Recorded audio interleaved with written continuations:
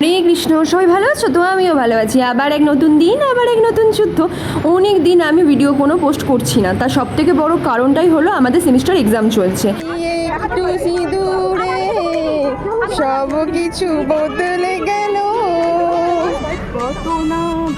হোলির দিন সকালে আমরা প্ল্যান করলাম আমরা পার্ক স্ট্রিট যাবো, অ্যান্ড ওখানে ময়দানে গিয়ে আমরা হোলি খেলবো, কারণ ওখানে নাকি অনেক গ্যাদারিং হয়।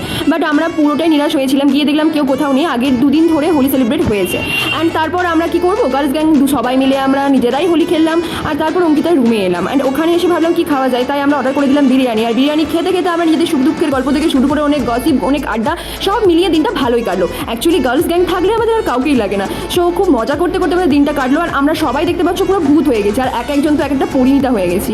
বাড়ির সবাইকে ছেড়ে প্রথম বছর হোলি কাটাতে খুবই কষ্ট হয়েছে, কারণ এই দিনে আমি আমার ডোঙলিয়া স্কুলেতে খুব মজা করতাম, কারণ এই 3 বছর ধরে আমাদের বসন্ত উৎসব সেলিব্রেট হচ্ছে। আর আমি ছিলাম না বলে দিব্যাও সেখানে যায়নি। সো তোমাদের হোলি কেমন গেল অবশ্যই জানিও।